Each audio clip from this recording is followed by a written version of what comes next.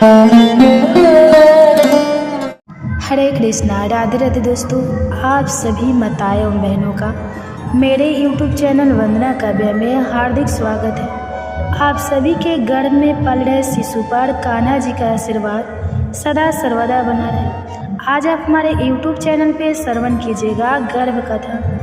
आज आप हमारे YouTube चैनल पे गर्भ कथा में कुछ अलग जानेंगे। आज आप श्रवण कीजिएगा, आज निर्जला एकादशी है, इसलिए निर्जला एकादशी के दिन सुने जाने वाले गर्भ कथा। कहा जाता है कि इस एकादशी के दिन एक गर्भ कथा की रसपान करने से जिन भी माताओं एवं बहनों की गोद अभी तक नहीं भरी है, भगवान विष्णु और माता लक्ष्मी और माता तुलसी मैया की कृपा से उनकी गोद जल्दी ही भर जाती है। और जिनकी गोद भर गई है उनके गर्भ में पल रहे शिशु पर आशीर्वाद भगवान जी का प्राप्त होता है। इसलिए हम सभी मिलकर अपने बच्चे की दिव्य मंगल की कामना करने के लिए आइए हम श्रवण करते हैं और अपने बच्चे को रसपान कराते हैं निर्जला एकादशी व्रत की कथा। तो वीडियो थोड़ा लंबा होगा क्योंकि इसके बाद हम गर्भ कथा की रसपान करेंगे, इसलिए वीडियो को काटिएगा नहीं, पूरा ध्यान से ज़रूर सुनिएगा और हो सके तो और भी माताएं बहनें के साथ शेयर कीजिएगा, ताकि ज्ञान बांटने से ही हमें फल मिलता है। और हाँ, अभी चैनल पे आए हैं, नए हैं, तो चैनल को अभी जल्दी से सब्सक्राइब कर लीजिए और कमेंट्स में राधे राधे जरूर लिखिए, क्योंकि आपका एक कमेंट्स हमें उत्साह करता है कि हमारी जो कथाएँ हैं, हम जो कथाएँ लेकर आए हैं वो आपको अच्छी लगती है। इसलिए माताओं बहनें आपसे हाथ जोड़कर विनती है कि अभी चैनल को सब्सक्राइब कर दीजिए और वीडियो को लाइक कीजिए और हो सके तो और भी माताएं के पास शेयर कीजिए। तो चलिए शुरू करते हैं गर्भ कथा। निर्जला एकादशी हिंदू धर्म में एक अत्यंत पवित्र और प्रभावशाली व्रत माना जाता है। यह ज्येष्ठ मास के शुक्ल पक्ष की एकादशी को आता है और विशेष रूप से बिना जल के उपवास करने के कारण इसे निर्जला कहा गया है। मान्यता है कि इस दिन व्रत करने से सभी एकादशियों का पुण्य प्राप्त होता है। यह दिन आत्म संयम, तपस्या और ईश्वर भक्ति का प्रतीक है। गर्भवती स्त्रियां इस दिन यदि विशेष ध्यान, आस्था और संयम के साथ गर्भ कथा सुने तो उनके गर्भस्थ शिशु पर गहरे आध्यात्मिक प्रभाव पड़ते हैं। इस पावन दिन हम प्रस्तुत कर रहे हैं एक विशेष गर्भ कथा जो त्याग, आस्था और आध्यात्मिक जागरण से ओतप्रोत है। यह कथा हमें याद दिलाती है कि एक माँ की भावना और उसका धर्म पालन किस प्रकार एक दिव्य आत्मा को जन्म देने का माध्यम बनाता है। गांव धवलपुर में एक साधारण लेकिन धार्मिक प्रवृत्ति की महिला नंदा अपने पति हरिराम के साथ रहती थी। वे दोनों ही गौ सेवा, मंदिर सेवा और व्रत उपवास में विश्वास रखने वाले थे। नंदा को विवाह के 8 वर्ष बाद भी संतान सुख प्राप्त नहीं हुआ था। हर साल जब निर्जला एकादशी आती, नंदा व्रत रखती, लेकिन इस बार कुछ विशेष था। उसके मन में एक दृढ़ संकल्प जगा कि इस बार का निर्जला व्रत मैं ईश्वर से केवल संतान की याचना के लिए करूंगी, परंतु वह संतान केवल मेरी नहीं होगी, वह ईश्वर के किसी विशेष कार्य हेतु जन्मेगी। निर्जला एकादशी की रात नंदा ने दीप जलाकर भगवान विष्णु के सामने बैठकर प्रार्थना की, हे नारायण, यदि मेरे गर्भ से कोई संतान उत्पन्न हो तो आपकी सेवा में जन्म ले, वह संसार के लिए प्रकाश बने, धर्म का वाहक बने। उस रात नंदा को एक दिव्य स्वप्न आया। स्वप्न में एक दिव्य स्त्री प्रकट हुई जिनका शरीर तेजस्वी था और जिनकी आंखों से ममता की वर्षा हो रही थी। वह बोली, हे नंदा, तुम्हारा गर्भ एक यज्ञ भूमि बनने जा रहा है, उसमें एक दिव्य आत्मा का प्रवेश होगा, परंतु यह यात्रा तुम्हारे लिए तपस्या से कम नहीं होगी। क्या तुम इसके लिए तैयार हो? नंदा ने श्रद्धा से उत्तर दिया, यदि मेरे गर्भ से जन्म लेने वाला शिशु भगवान का कार्य करेगा तो मैं किसी भी पीड़ा को सह लूँगी। निर्जला एकादशी के ठीक 11वें दिन नंदा ने गर्भ धारण कर लिया। उसे यह अनुभूति किसी साधारण गर्भ की नहीं लगी। उसकी चेतना शांत, स्थिर और ज्योति मरे हो चली थी। नंदा को अब हर रात्रि दिव्य स्वप्न आते। कभी वह अपने गर्भस्थ शिशु को किसी वेद पाठ में मग्न देखती, कभी वह भगवान विष्णु के चरणों में लीन होता। हरिराम भी इस परिवर्तन को देख चकित था। नंदा पहले से अधिक तेजस्विनी और धैर्यवान हो गई थी। उसकी चाल, बोली, दृष्टि सब में कोई दिव्यता आ गई थी। उसके गर्भकाल के तीसरे मास में गांव में एक महान संत स्वामी ध्यानेश्वर पधारे। उन्होंने नंदा को देखकर तुरंत कहा, यह नारी केवल एक बालक की माता नहीं, एक युग दृष्टा की जन्मदात्री बनने जा रही है। इसके गर्भ में जो आत्मा है वह देवताओं द्वारा भेजी गई है। इसे रक्षण चाहिए, साधना चाहिए और सती की सेवा चाहिए। स्वामी जी ने नंदा को गर्भकाल के लिए कुछ विशेष नियम दिए। वेदों और पुराणों का नियमित श्रवण, निर्जला एकादशी तक हर एकादशी को उपवास या अन्य संयम, भजन, कीर्तन और ईश्वर चिंतन का प्रतिदिन अभ्यास, गर्भ स्वाद, माँ और शिशु के बीच आत्मिक स्वाद। गांव में कुछ लोग इस दिव्यता को ईर्ष्या की दृष्टि से देखने लगे। एक वृद्धा कहने लगी, यह तो दिखावा है।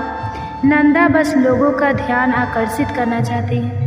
ऐसे स्वप्न और चमत्कार की बातें केवल कहानियों में होती हैं, परंतु नंदा इन सब आलोचनाओं के आगे अडिग रही। उसने भीतर से जाना कि यह गर्भ केवल शरीर में नहीं है, यह उसके आत्मा में जागृत है। उसी समय गांव में भयंकर अकाल पड़ गया। फसलें सूख गई, तालाब सूख गए और लोग पीने के पानी के लिए भी तरसने लगे। तब नंदा ने गर्भवती होते हुए भी गांव की सेवा प्रारंभ की। वह प्रतिदिन मंदिर जाती, प्रार्थना करती और पानी बांटने का कार्य करती। गांव वालों ने देखा कि नंदा के हाथों से बांटा गया जल स्वयं में शीतलता और ऊर्जा लिए होता। लोग धीरे धीरे उसके पास आकर बैठते, उसे शांति पाते। स्वामी ध्यानेश्वर ने एक दिन कहा, जिसने निर्जला एकादशी को आत्मा से अपनाया हो उसका जल भी गंगा जल बन जाता है। नंदा का गर्भ जल की तरह निर्मल और तप की तरह पवित्र है। गर्भ का 9वां माह आ गया। नंदा को अब गहन ध्यान में जाने की प्रवृत्ति होने लगी।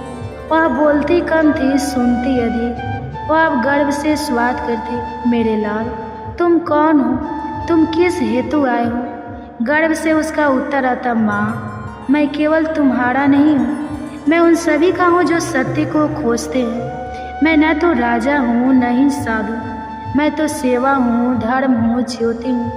निर्जला एकादशी से एक दिन पूर्व नंदा ने उपवास रखा और केवल तुलसी पत्र और चनामृत से संकल्प लिया। रात को वह गहरी ध्यान अवस्था में चली गई। स्वप्न में वही दिव्य स्त्री फिर आई। उसने कहा, नंदा, समय निकट है। जब तुम्हारा गर्भ खोलेगा तो केवल शिशु नहीं जन्मेगा, एक युग की दृष्टि जन्म लेगी। इसे एकादश नाम दो, जो एक दृष्टि से सब देख सके। निर्जला एकादशी के दिन प्रातः काल सूर्योदय से ठीक पूर्व नंदा को प्रसव पीड़ा आरंभ हुआ। कोई दाई नहीं थी, कोई स्त्री पास नहीं थी, परंतु जैसे स्वयं प्रकृति उसकी सहायता कर रही थी।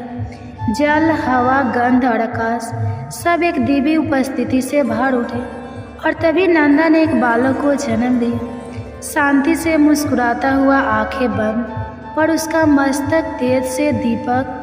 हरिराम, स्वामी ध्यानेश्वर और गांववासी सभी सतवर थे। बालक रोया नहीं, उसने बस एक बार आंखें खोली और सामने रखे तुलसी पत्र की ओर देखा। स्वामी जी बोले, यह कोई साधारण बालक नहीं है, इसे केवल नंदा ने नहीं, ईश्वर ने रचा है। यह बालक एकादश कहलाएगा, निर्जला एकादशी का अमृत फल। एकादश के जन्म के बाद गांव में वर्षा आई, खेत हरे हुए और गांव का सौंदर्य लौटा। बालक बड़ा होकर न केवल विद्वान बना, बल्कि उसने कई ऐसे कार्य किए जो समाज की दिशा बदलने वाले सिद्ध हुए। उसने जल संरक्षण, स्त्री शिक्षा और आत्मज्ञान पर कई रचनाएं की। वह हर निर्जला एकादशी को उपवास करता और लोगों को यह बताता कि निर्जला केवल शरीर का व्रत नहीं, यह आत्मा की परीक्षा है। जिस दिन कोई नारी इस व्रत को गर्भ सहित अपनाती है, वह केवल माँ नहीं, एक ब्राह्मण सृजन कर्ता बन जाती है।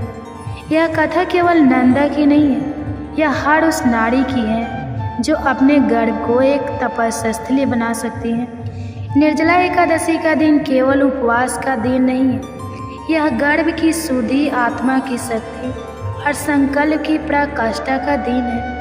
यदि इस दिन कोई स्त्री स्वयं श्रद्धा और सच्चे हृदय से अपने गर्भ को ईश्वर को अर्पित करे तो वह एक दिव्य आत्मा को जन्म देने की पात्रा बन सकती है। तो ये थी निर्जला एकादशी व्रत के दिन सुने जाने वाले गर्भ कथा। माताएं एवं बहनें, हमें उम्मीद है कि आप पूरी वीडियो को देख रहे हैं, इसलिए अगर यहाँ तक देखे हैं आप पूरी वीडियो तो अभी याद से चैनल को सब्सक्राइब कर लीजिए, और वीडियो अच्छी लगी है तो एक लाइक तो बनता है, फटाक से लाइक कर दीजिए और भी माताएं बहनें के साथ शेयर कीजिए, क्योंकि ये वीडियो में राधे राधे जरूर लिख के जाइए, क्योंकि आपको राधे राधे लिखने से आशीर्वाद प्राप्त होगा। इसलिए अभी राधे राधे लिखिए और वीडियो को लाइक करके चैनल को सब्सक्राइब कर लीजिए। अब सुनिए निर्जला एकादशी व्रत की कथा। हस्तिनापुर का राज दरबार आज विशेष रूप से सुसज्जित है। स्वर्ण सिंहासन, श्वेत चौबर, रत्न जटित दीपमालाओं की आभा से मंडप जगमगा रहा है। पांडव के बीच बैठा है बल का प्रतीक भीमसेन, किंतु आज उनके मुख पर पराक्रम नहीं बल्कि गंभीर दुविधा की रेखाएं हैं।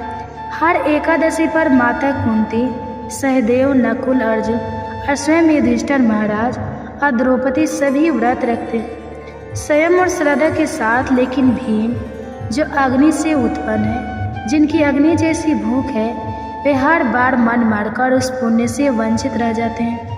आज युधिष्ठिर महाराज नहीं बल्कि राजसभा में स्वयं भीमसेन श्री कृष्ण से पूछ रहे हैं, हे मधुसूदन, मुझे कोई ऐसा मार्ग बताइए कि मैं भी व्रत का पुण्य प्राप्त कर सकूं, किंतु अपने शरीर की भूख की मर्यादा में रहकर। क्या कोई ऐसी एकादशी है जो पूरे वर्ष के व्रतों का फल एक साथ दे दे? श्री कृष्ण मंद मुस्कान के साथ कहते हैं, हे भीम, एक ही एकादशी है, निर्जला एकादशी, जो कि पूरे वर्ष की एकादशियों के समान पुण्य देती है। यह व्रत तुम्हारे जैसे वीर के लिए ही है। तो आइए प्रिय श्रोताओं, इस दिव्य स्वाद के साथ आरंभ करते हैं निर्जला एकादशी की पावन व्रत कथा, जिसमें छुपा है मोक्ष, पुण्य और भगवान विष्णु की असीम कृपा का रहस्य। पद्म पुराण में वर्णित निर्जला एकादशी व्रत कथा के अनुसार एक बार युधिष्ठिर महाराज ने भगवान श्री कृष्ण से कहा, जनार्दन, आपड़ा एकादशी का सारा महात्म मैंने सुन लिया। अब ज्येष्ठ के शुक्ल पक्ष में जो एकादशी आती है उसका भी वर्णन कीजिए। भगवान श्री कृष्ण बोले, राजन, इसका वर्णन परम धर्मात्मा सत्यवंती नंदन व्यास जी करेंगे, क्योंकि यह संपूर्ण शास्त्रों के तत्व और वेद वेदांगों के पारंगत विद्वान हैं। तब वेद व्यास जी कहने लगे, दोनों ही पक्षों की एकादशी को भोजन ना करें। द्वादशी को स्नान आदि से पवित्र होकर फूलों से भगवान केशव की पूजा करके नित्य कर्म समाप्त होने के पश्चात पहले ब्राह्मणों को भोजन देकर अंत में स्वयं भोजन करें। राजन, जन्ना शौच और मरना शौच में भी एकादशी को भोजन नहीं करना चाहिए।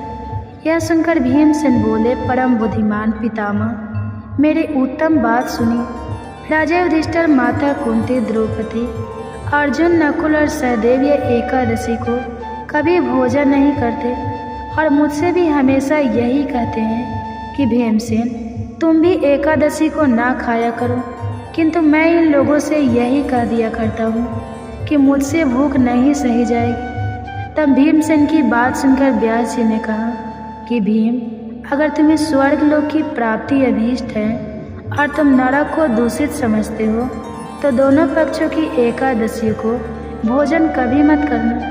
तब भीमसेन फिर बोले, महाबुद्धिमान पितामह, मैं आपके सामने बिल्कुल सच्ची बात कह रहा हूँ। एक बार भोजन करके भी मुझसे व्रत नहीं किया जा सकता, फिर उपवास करके तो मैं भला रह ही कैसे सकता हूँ। मेरे पेट में वृक नामक अग्नि सदा प्रज्वलित रहती है, इसलिए जब मैं बहुत अधिक खाता हूँ तभी यह अग्नि शांत होती है। इसलिए महामुनि, मैं वर्ष भर में केवल एक बार ही उपवास कर सकता हूँ, जिससे स्वर्ग की प्राप्ति हो जाए और जिसके करने से मैं कल्याण का भागी हो सकूँ। मुनिवर, ऐसा कोई एक व्रत निश्चय करके बताइए मैं उसका यथोचित रूप से पालन करूँगा। तब व्यास जी ने कहा, भीम, ज्येष्ठ मास में सूर्य वृष राशि पर हो या मिथुन राशि पर, शुक्ल पक्ष में जो एकादशी हो उसका यत्नपूर्वक निर्जला व्रत करो। केवल कुल्ला या आचमन करने के लिए मुख में जल डाल सकते हो। उसको छोड़कर और किसी प्रकार का जल विद्वान पुरुष को मुख में नहीं डालना चाहिए, नहीं तो व्रत भंग हो जाता है। एकादशी को सूर्योदय से लेकर दूसरे दिन के सूर्योदय तक मनुष्य जल का त्याग करे तो यह व्रत पूर्ण होता है। इसके बाद द्वादशी को निर्मल प्रभात काल में स्नान करके ब्राह्मणों को विधि पूर्वक जल और स्वर्ण का दान करें। इस प्रकार सब कार्य पूरा करके जितेंद्रिय पुरुष ब्राह्मणों के साथ भोजन करे। वर्ष भर में जितनी एकादशियाँ होती है उन सब का फल निर्जला एकादशी के सेवन से मनुष्य प्राप्त कर लेता है और इसमें बिल्कुल भी संदेह नहीं। शंख चक्र और गदा धारण करने वाले भगवान केशव ने मुझसे कहा था कि यदि मनुष्य सबको छोड़कर एकमात्र मेरी शरण में आ जाए और एकादशी को निराहार रहे तो वह सब पापों से छूट जाता है। एकादशी व्रत करने वाले पुरुष के पास विशाल काय, विकराल आकृति और काले रंग वाले दंड पासधारी भयंकर यमदूत नहीं जाते। अंतकाल में पीताम्बरधारी सौम्य स्वभाव वाले, हाथ में सुदर्शन धारण करने वाले और मन के समान वेगशाली विष्णु दूत आकर इस वैष्णव पुरुष को भगवान विष्णु के धाम में ले जाते हैं। भीम, अतः निर्जला एकादशी को पूर्ण यत्न करके उपवास करना चाहिए। तुम भी सब पापों की शांति के लिए यत्नपूर्वक उपवास और श्री हरि का पूजन करो। स्त्री हो या पुरुष, यदि उसने मेरु पर्वत के बराबर भी महान पाप किए हो तो वह सब एकादशी के प्रभाव से भस्म हो जाते हैं। जो मनुष्य उस दिन जल के नियम का पालन करता है वह पुण्य का भागी होता है। उसे एक एक पहाड़ में कोटि कोटि स्वर्ण मुद्रा दान करने का फल प्राप्त होता है। सुना गया है मनुष्य निर्जला एकादशी के दिन स्नान, दान, जप, होम आदि जो कुछ भी करता है वह सब अक्षय होता है। यह भगवान श्री कृष्ण का कथन है। निर्जला एकादशी को विधि पूर्वक उत्तम रीति से उपवास करके मनुष्य वैष्णव पद को प्राप्त कर लेता है। एकादश्याम दिनोदे अनम भक्ति पापम भक्ति स इलोके च चंडालोमृतम प्राप्त तोति दुर्गतिम। अर्थात जो मनुष्य एकादशी के दिन अन्न खाता है वह पाप भोजन करता है। इस श्लोक में वह चंडाल के समान है और मरने पर दुर्गति की प्राप्ति होता है। जो ज्येष्ठ के शुक्ल पक्ष में एकादशी को उपवास करके दान देंगे वे परम पद को प्राप्त होंगे। जिन्होंने एकादशी को उपवास किया है वे ब्रह्मा हत्यारे, शराबी, चोर या फिर गुरु द्रोही होने पर भी सभी पापों से मुक्त हो जाते हैं। कुंती नंदन, निर्जला एकादशी के दिन श्रद्धालु स्त्री पुरुषों के लिए जो विशेष दान और कर्तव्य बताए गए हैं उन्हें भी सुनो। उस दिन जल में शयन करने वाले भगवान विष्णु का पूजन और जल में धेनु का दान करना चाहिए अथवा प्रत्यक्ष धेनु या धृतमय धेनु का दान उचित है। पर्याप्त दक्षिणा और भांति भांति के मिष्टानों द्वारा यत्नपूर्वक ब्राह्मणों को संतुष्ट करना चाहिए। ऐसा करने से ब्राह्मण अवश्य संतुष्ट होते हैं और उनके संतुष्ट होने पर श्रीहरि मोक्ष प्रदान करते हैं। जिन्होंने सम, दम और दान में प्रवृत्ति हो श्रीहरि की पूजा और रात्रि में जागरण करते हुए इस निर्जला एकादशी का व्रत किया है, उन्होंने अपने साथ ही अपनी बीती हुई 100 पीढ़ियों को और आने वाली 100 पीढ़ियों को भगवान वासुदेव के परम धाम में पहुंचा दिया है। अनम वस्त्रम तथा गाओ चलम सिंहासनम शुभम कमंडलुक्ष तथा छत्रम। निर्जला एकादशी के दिन अन्न, वस्त्र, गौ, जग। एकादशी के दिन शैया, सुंदर आसन, कमंडल और छाता दान करना चाहिए। जो श्रेष्ठ और सुपात्र ब्राह्मण को जूता दान करता है वह सोने के विमान पर बैठकर स्वर्ग लोक में प्रतिष्ठित होता है। जो इस एकादशी की महिमा को भक्तिपूर्वक सुनता है तथा जो भक्तिपूर्वक उसका वर्णन करता है वे दोनों स्वर्ग लोक में जाते हैं। चतुर्दशी युक्त अमावस्या को सूर्य ग्रहण के समय श्राद्ध करके मनुष्य जिस फल को प्राप्त करता है वही इसके श्रवण से भी प्राप्त होता है। पहले दंत धावन करके यह नियम लेना चाहिए कि मैं भगवान केशव की प्रसन्नता के लिए एकादशी को निराहार रहकर आचमन के सिवा दूसरे जल का भी त्याग करूँगा। द्वादशी को देव देवेश्वर भगवान विष्णु की पूजा करनी चाहिए। गंध, धूप, पुष्प और सुंदर वस्त्र से विधि पूर्वक पूजन करके जल का घड़ा संकल्प करते हुए निम्न मंत्र का उच्चारण करें। देव ऋषि के संसार वर्ण वतारक उदक ओम प्रदाने नमामि परमाम गतिम, अर्थात संसार सागर से तारने वाले देव ऋषि के इस जल के घड़े का दान करने से आप मुझे परम गति की प्राप्ति कराइए।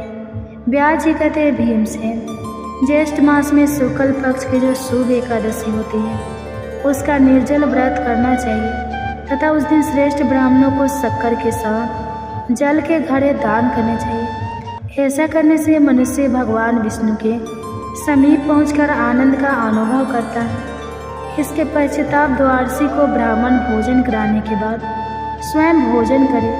जो इस प्रकार पूर्ण रूप से पापनाशनी एकादशी का व्रत करता है वह सब पापों से मुक्त होकर अनामय पद को प्राप्त होता है। ऐसे व्यक्ति को मोक्ष की प्राप्ति हो जाती है। जैसे ही श्री कृष्ण ने कथा समाप्त की, हस्तिनापुर का राज दरबार एक बार फिर दिव्य ऊर्जा से भर गया। श्री कृष्ण के मुख से निकली हर बात जैसे भीमसेन के मन का भार हर लेती है। वे हाथ जोड़कर श्री कृष्ण को प्रणाम करते हैं। हे केशव, आपने मुझे वह अमूल्य उपाय बताया जो मुझे मेरे परिवार के व्रत सदृश से पुण्य की ओर ले जाएगा। आज मैं भी व्रत के पवित्र पथ पर अग्रसर हो पाया। श्री कृष्ण ने भीम के कंधे पर हाथ रखकर कहा, हे भीम, यह व्रत केवल तप नहीं श्रद्धा है और तुम्हारे जैसे भक्तों के लिए ही है जो भीतर से सच्चे हैं। इस प्रकार इस कथा से हमें न केवल व्रत का महत्व ज्ञान होता है बल्कि यह भी समझ में आता है कि श्रद्धा से किया गया एक व्रत भी वर्ष भर की तपस्या का फल दे सकता है। अगर वह पूर्ण निष्ठा, संयम और भक्ति के साथ किया गया हो तो आइए हम सभी इस निर्जला एकादशी पर केवल जल त्याग ही नहीं, इंद्रिय संयम, सेवा और भगवत स्मरण का व्रत लेकर भगवान विष्णु की कृपा पाने के अधिकारी बने। भगवान विष्णु आप सभी को व्रत का पुण्य, संयम की शक्ति और भक्ति की स्थिरता प्रदान करें। हमारे सनातन धर्म में प्रत्येक व्रत की सफलता और सिद्धि के पीछे देवी देवताओं की अदृश्य कृपा होती है। एकादशी व्रत जितना महान है उतना ही महत्वपूर्ण है। इस व्रत के द्वारपाल देवी ग्यारस माता की कृपा प्राप्त करना कहा गया है कि जब तक ग्यारस माता प्रसन्न न हो तब तक एकादशी का फल पूर्ण रूप से नहीं मिलता। इसलिए हर एकादशी व्रत कथा के साथ ग्यारस माता की कथा का श्रवण भी अनिवार्य है। अब हम सब भक्ति भाव से पहले गर्भ कथा की रसपान करते हैं। कृष्ण के जन्म की कथा। ये गर्भ कथा कहा जाता है कि गर्भावस्था में अगर पूरी भागवत ना भी सुन पाए तो कृष्ण के जन्म के समय की स्तुति श्रवण करने से शिशु में भगवान के जैसे ही गुण आते हैं। तो आप सभी माताओं बहनों से अनुरोध है कि वीडियो में आगे बढ़ने से पहले, कथा श्रवण करने से पहले चैनल को सब्सक्राइब कर लीजिए और वीडियो को लाइक कर लीजिए और कमेंट्स में हरे कृष्णा राधे राधे जरूर लिखिए। और हो सके तो ज़्यादा से ज़्यादा शेयर कीजिए ताकि हमारे जितने भी माताएं बहनें हैं गर्भधारण की हुई है सबके पास पहुंच सके। तो आइए श्रवण करते हैं कृष्ण के जन्म के समय की स्तुति। तो जय श्री कृष्ण, सभी को सादर प्रणाम। गर्भावस्था में भगवान श्री कृष्ण की संपूर्ण बाल लीला को पढ़ना अति शुभ माना जाता है। पहले हर दादी नानी यह बताया करती थी कि इस समय भगवान श्री कृष्ण के आशीर्वाद के लिए हर गर्भवती को यह नृत्य सुनना ही चाहिए। आज वही विशेष कथा आप सभी को भी सुना रही हूँ। इसे आप दिन में कभी भी सुन सकते हैं। स्नान करके इसका श्रवण करें तो बहुत ज़्यादा शुभ होगा। साथ ही कोशिश करें कि इसका पूरा पाठ द्वापर युग के अंत का समय था।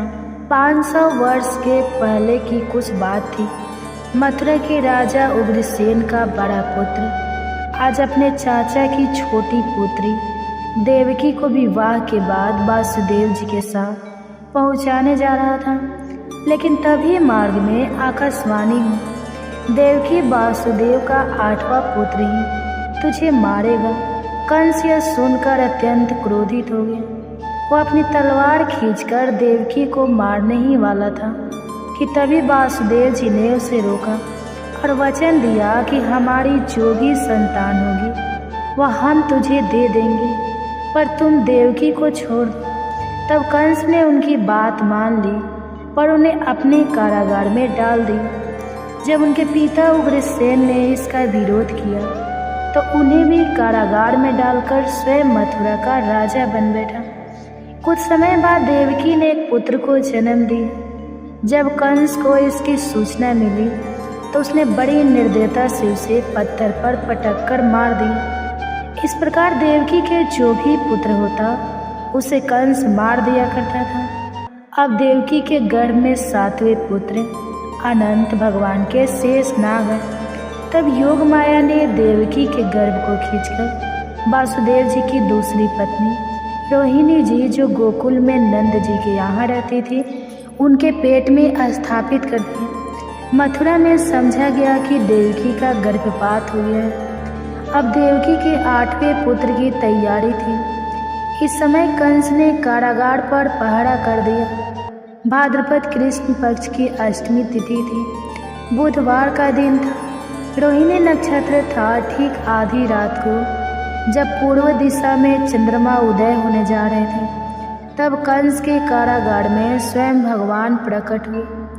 पूरी कोठरी प्रकाशित हो गई। वासुदेव ने हाथ जोड़ भगवान की स्तुति की।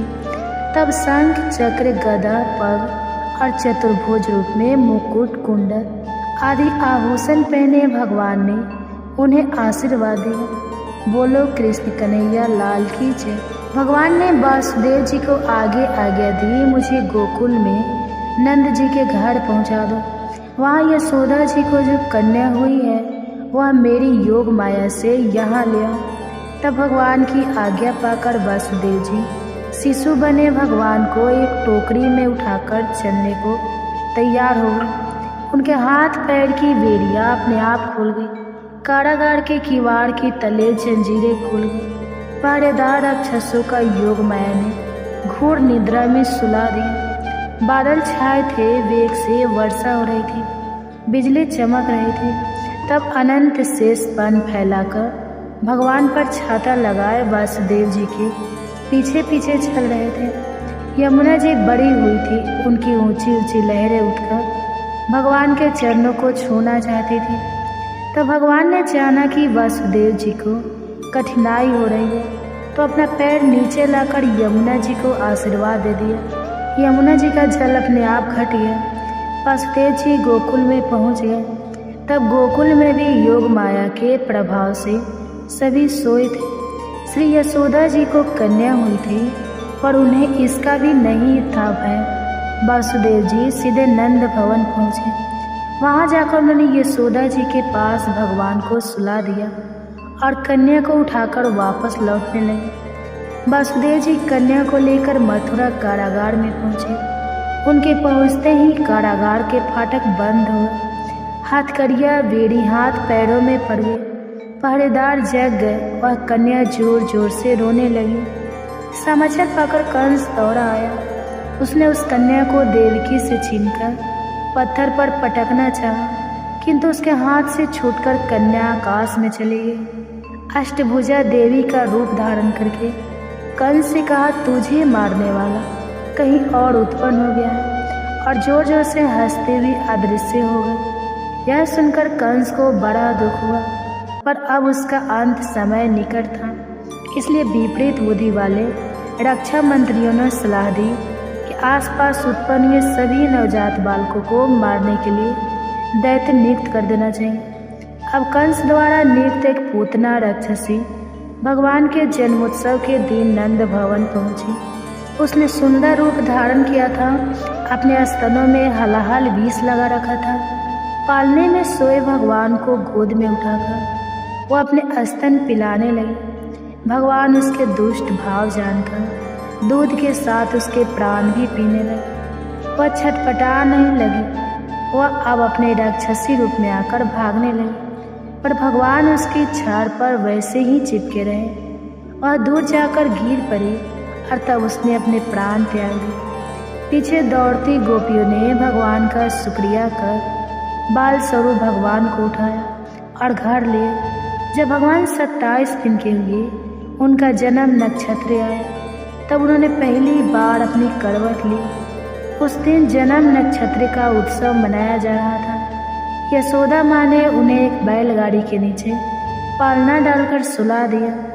कुछ देर बाद जब भगवान की नींद खुली तो माँ का दूध पीने के लिए पाँव उछाल उछाल कर रोने लगी। उनके कोमल से पैर का धक्का लगते ही बैलगाड़ी उलट गई। उस पर रखे दूध, दही, मक्खन, घी आदि के बर्तन फूट गए। गाड़ी पलटने के शब्द को सुनकर गोपियाँ दौड़ पड़ी। उन्होंने भगवान को वहाँ से उठा लिया। ये समझ नहीं पा रही थी इतने छोटे से बालक से यह गाड़ी कैसे उलट सकती है। भगवान की लीला तो इस प्रकार अनवरत चले ही जा रही थी। बोलो श्री कृष्ण कन्हैया लाल की जय। अब आगे एक दिन कंस ने त्रिवत नामक असुर भेजा। उस समय माँ यशोदा शाम को गोद में लिए आंगन में बैठी थी। अचानक से भगवान बहुत भारी हो गए और मैया उन्हें गोद में ना उठा सकी और उन्हें आंगन में सुलाकर किसी काम से अंदर चली गई। उस समय वह त्रिवत राक्षस एक भयंकर बवंडर आंधी के रूप में गोकुल में आया और अंधकार कर दिया। वह भी श्री कृष्ण को अपने साथ उड़ा ले गया, लेकिन भगवान का भार वह देर तक नहीं सह सका।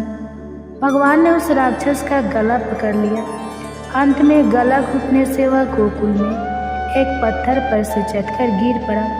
इधर आंधी में भगवान को भी गोपियाँ व्याकुल होकर ढूंढ रही थी। तब राक्षस के शरीर पर भगवान को पाकर ये तुरंत उठा लाए। इस प्रकार गोकुल वासियों के आश्चर्य का समापन ही नहीं हो रहा था। यहाँ नंद बाबा समझ चुके थे कि जरूर वासुदेव देवकी के पुत्र स्वयं भगवान ही उनके आंगन में खेल रहे हैं। तभी एक दिन नंद जी ने वासुदेव जी के पुरोहित महर्षि गर्ग से प्रार्थना की कि आप रोहिणी जी के पुत्र और यशोदा जी के पुत्र का नामकरण संस्कार कर दें। गर्ग जी ने कहा, मैं यादव का आश्चर्य हूँ। अगर मैं बालकों का नामकरण संस्कार करूँगा तो कंस समझ जाएगा कि यह दोनों बालक वासुदेव के हैं और फिर वह दुष्ट इन बालकों के प्राण लेने पर उतारू हो जाएगा। गर्ग मुनि की बात सुनकर नंद जी ने उनसे गुप्त रूप से यह समारोह करने की प्रार्थना की, जिसे गर्ग जी ने स्वीकार कर लिया। अब शुभ मुहूर्त पर नामकरण संस्कार किया गया। गोरे रंग के श्री रोहिणी नंदन का नाम रखा, जो पीछे बलराम कहे जाने लगे, और यशोदा लाल का नाम संस्करण से प्रभावित, अर्थात जिसका आकर्षण इतना ज़्यादा हो कि जो एक बार उन्हें देख ले वे फिर उनसे दूर ना रह पाए। नवीन जल भरे मेघ के समान यशोदा कुमार को गर्ग जी ने कृष्ण कहा। इस प्रकार श्री कृष्ण और बलराम जी नंद भवन के आंगन में घुटनों के बल चलने लगे। बोलो कृष्ण कन्हैया लाल की जय। माँ यशोदा और माँ रोहिणी इन चंचल बालकों की क्रीड़ा देख देख कर आनंद मग्न हुआ करती थी। कृष्ण स्वभाव से चंचल थे, बार बार उठते खींचते, उन्हें रूठने में भी अद्भुत शोभा थी। भोजन करते करते भाग खड़े होते। नंद बाबा बार बार उन्हें अपनी गोद में बैठाकर भोजन करते। माँ यशोदा उन्हें प्रेम से पुचकार कर खाना खिलाया करती। एक दिन भगवान ने खेल खेल में मिट्टी खा ली। लड़कों ने देख लिया और माँ से शिकायत कर दी। माँ यशोदा छड़ी लेकर आई और शाम का हाथ पकड़कर धमकाने लगी। मिट्टी खाने से बच्चे बीमार हो जाते हैं और यह बुरा स्वभाव बालक में ना पड़े, इसलिए माँ धमका रही थी। डांट के कारण रोते रोते श्री कृष्ण ने कहा, मैया मैंने मिट्टी नहीं खाई। माँ ने मुँह खोलकर दिखाने के लिए कहा। तब माँ को उनके मुख में पूरा ब्रह्मांड दिखने लगा, जिससे चकित होकर माँ ने अपने नेत्र बंद कर लिए। फिर भगवान की योग माया से माँ सब कुछ भूल गई। बाद में श्याम को रोता देख मैया ने छड़ी फेंक दी और प्यार से उन्हें गोद में उठा लिया। गोकुल की सभी गोपियाँ भी मन ही मन यही चाहती थी कि कृष्ण उनके घर आवे, दही माखन खा जाए।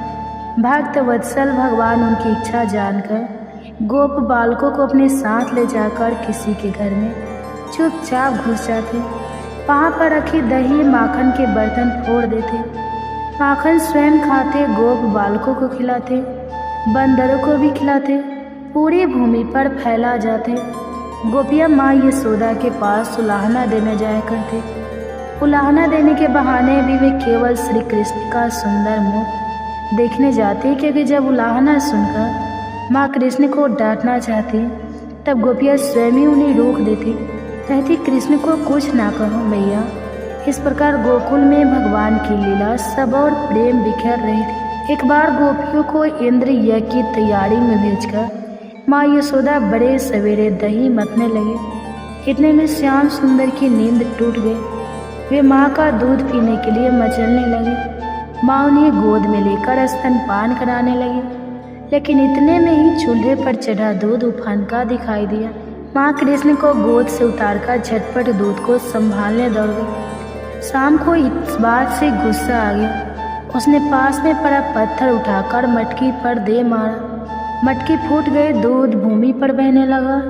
यह देख स्वयं भी रोने लगे। माखन रख के घर में घुस गए, खल पर चढ़ गए, माखन निकाल दिया और बाहर कूदते बंदरों को बुलाकर उन्हें माखन खिलाने लगे। माँ यशोदा वापस लौटी तो भगवान के पद का पीछा करते हुए देखा कैसे बंदरों को माखन खिला रहे हैं। मैया उनके पीछे आज छड़ी लेकर दौड़ी। श्याम आगे आगे भागने लगे। मैया पीछे पीछे दौड़ते दौड़ते थक गए। भगवान अब रुक गए। अब मैया उनको खल के पास ले गई और रस्सी लेकर बांधने लगे। मैया जो भी रस्सी उठाती वह 2 उंगल छोटी पड़ जाती। घर की सभी रस्सियाँ एक में एक जोड़ देने पर भी 2 उंगल छोटी ही पड़ती। अंत में मैया को बहुत थका देखकर श्याम अपने आप रस्सियों में बंध गए। फिर जब मैया कृष्ण को खल में बांधकर घर के कामों में लग गए तब मोहन घुटनों के बल होकर खल आड़ा कर गिरा देते हैं और उसे घसीटते हुए नंद भवन के द्वार पर लगे 2 अर्जुन के वृक्षों की ओर ले चले। लोकपाल कुबेर के 2 पुत्र नल कुंवर और मणिग्रीव थे। धन का उन्हें बड़ा घमंड था। एक बार अपनी स्त्रियों के साथ मदिरा पीकर स्नान कर रहे थे। इस समय उधर से देवसी नारद निकले। नारद जी को देखकर स्त्रियां तो झटपट से बाहर निकल गई, परंतु कुबेर के दोनों पुत्र वहीं खड़े रहे। इसे नारद जी ने उन्हें श्राप दे दिया, तुम लोग वृक्षों की भांति खड़े हो, इसलिए गोकुल में जाकर वृक्ष बन जाओ। जब भगवान द्वापर में अवतार लेंगे तभी तुम्हारा उद्धार होगा। वे दोनों कुबेर के पुत्र नंद भवन के द्वार पर जुड़वा अर्जुन के वृक्ष बन खड़े थे। देवर्षि नारद की बात को सच करने के लिए भगवान श्री कृष्ण वहां आए। वे दोनों वृक्षों के बीच से निकल गए और खल को उन वृक्षों के बीच में अड़ा दिया।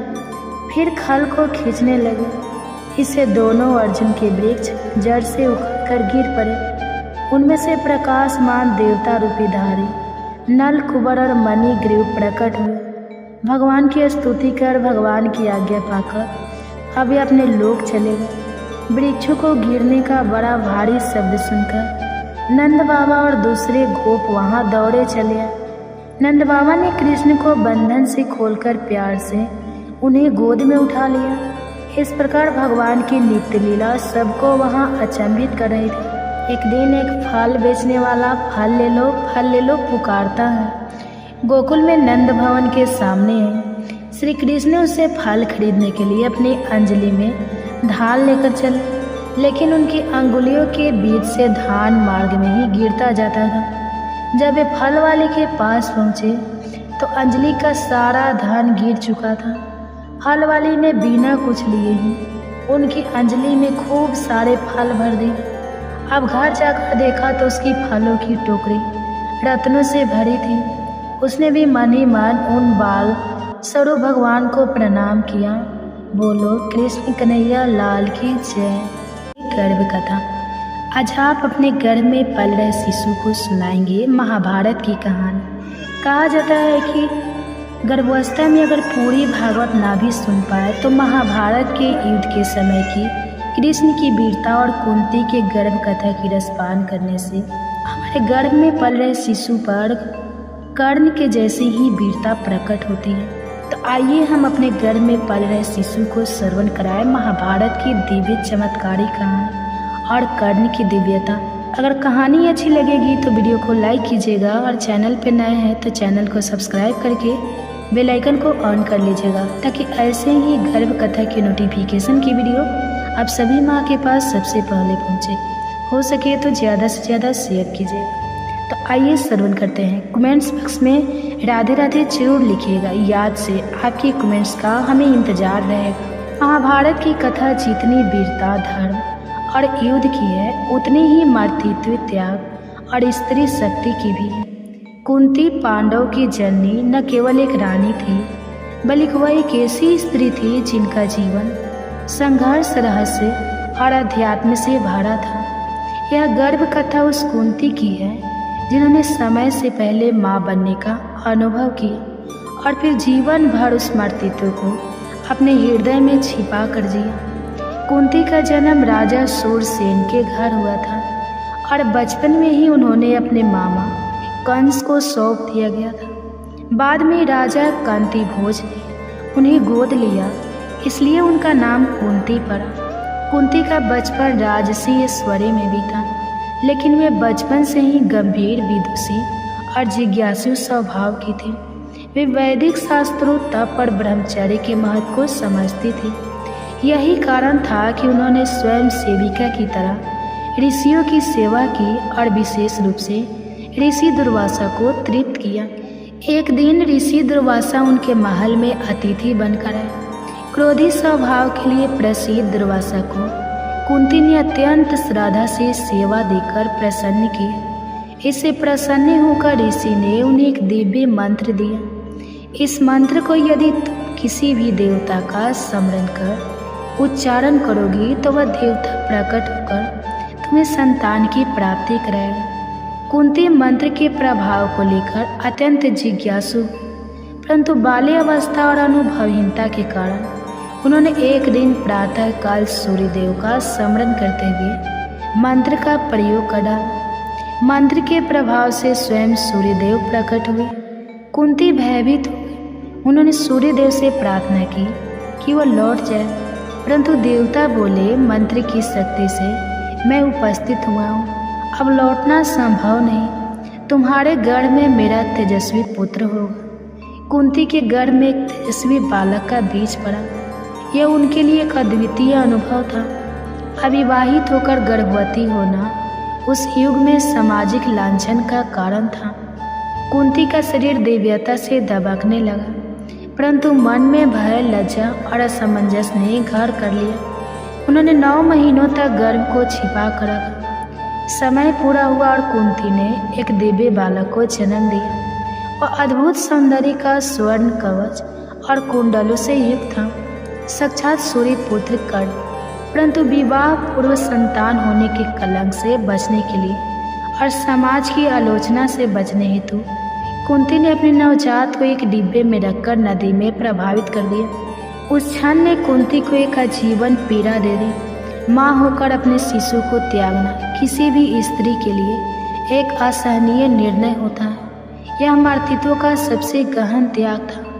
बाद में कुंती का विवाह हस्तिनापुर के महाराज पांडु से हुआ। पांडु धर्मपरायण, वीर और नीतिज्ञ थे। विवाह के उपरांत कुंती ने महाराज पांडु के साथ हिमालय की ओर गमन किया, जहाँ उन्होंने तपस्या और ध्यान में जीवन बिताया।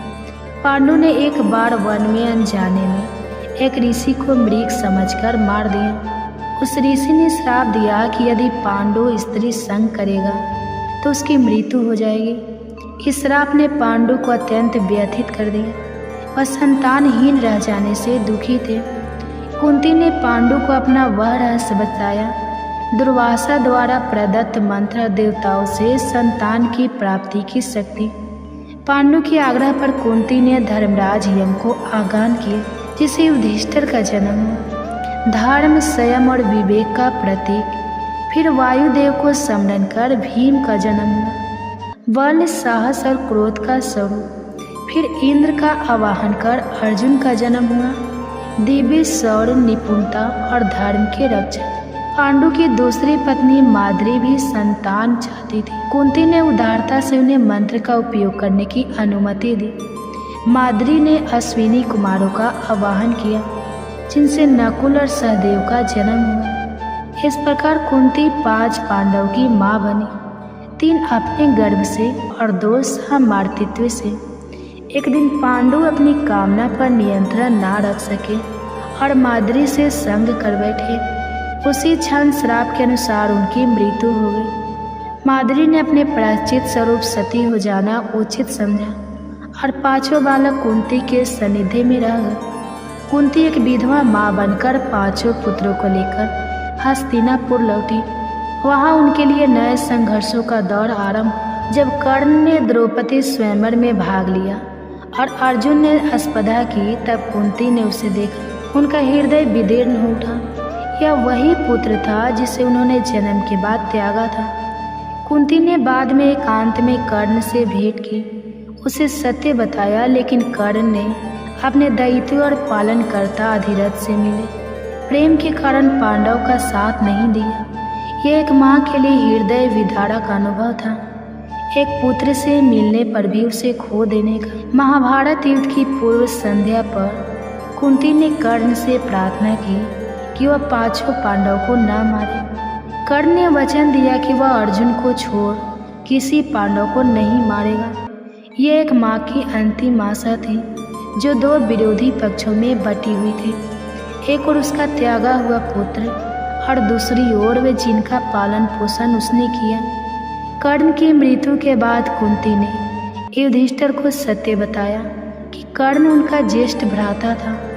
यह सुनकर युधिष्ठिर को आत्मगालीन हुई और उन्होंने कहा कि अब वे राज सिंहासन नहीं लेंगे। कुंती की स्वीकारोहित किसी साहसिक निर्णय से कम नहीं थी, परंतु यह भी सत्य था कि अब पछताने से कुछ नहीं बदल सकता था।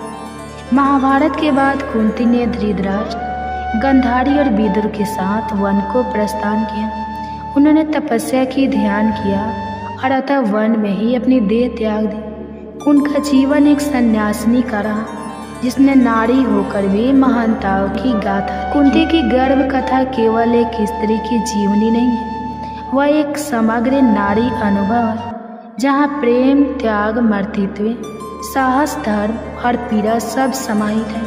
उन्होंने धर्म के मार्ग पर चलते हुए वह सब सहज एक साधारण नारी के लिए असंभव था। कुंती की गर्भ कथा आज भी प्रत्येक स्त्री के हृदय में प्रतिध्वनित होती है, जो अपने जीवन में संघर्षों के बीच मातृत्व और मर्यादा को साथ लेकर चलती है।